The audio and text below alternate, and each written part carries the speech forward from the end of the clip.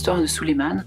Je trouve que c'est pour moi le film parfait, à la fois hyper fort dans ce que ça raconte, très juste, hyper bien écrit, hyper bien joué. Voilà. C'était une fois en Amérique, peut-être parce que j'aurais rencontré De Niro.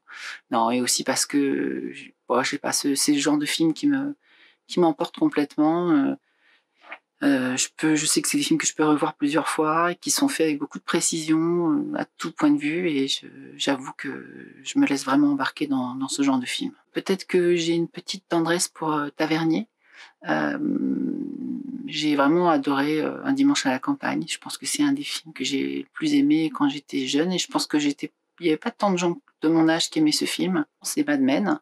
On est assez subjugué par ce monde, non pas forcément que le monde de la publicité, parce que finalement on apprend peu de choses dessus, mais c'est surtout cette époque, le monde, les hommes dans cette époque-là, et ça dit beaucoup de choses quand même sur les rapports hommes-femmes dans les années 60 aux États-Unis, mais pas seulement aux États-Unis. J'aime me laisser embarquer. Par exemple, l'histoire de Suleiman, c'est ce qui m'est arrivé. J'ai complètement oublié que j'étais dans un film. Peut-être que je dirais aujourd'hui, c'est la leçon. J'en suis fière au sens où je suis quand même contente d'avoir ce scénario, d'avoir pu raconter cette histoire qui me plaît tant. Donc j'espère qu'elle aboutira. La baguette magique, c'est ting, Sylvie sur un plateau de cinéma. Des fois, on rencontre des gens, on ne sait pas si on va être attaché à eux, et puis on s'attache à eux, et puis finalement, on se rend compte un jour que ça fait 20 ans qu'on est amis avec eux. Voilà, ça, c'est quelque chose que j'apprécie. Puis vraiment tenace, plutôt que têtu, tenace, on va dire. L'humour qui cache l'affection. Bah, je suis têtu. Ça peut être pénible pour les autres aussi. Imaginer de nouvelles histoires, me dire « Ah, ça, c'est génial ». C'est ça qui me plaît le plus dans la vie, c'est avoir des projets. Je me vois plutôt sur un cheval, à un moment où vraiment on est avec le cheval, on est porté, on n'a plus tellement finalement à se poser de questions. Voilà. Peut-être ne plus avoir de projet. Alors, il y a deux versions. J'aimerais bien être un médecin qui sait soigner tout le monde.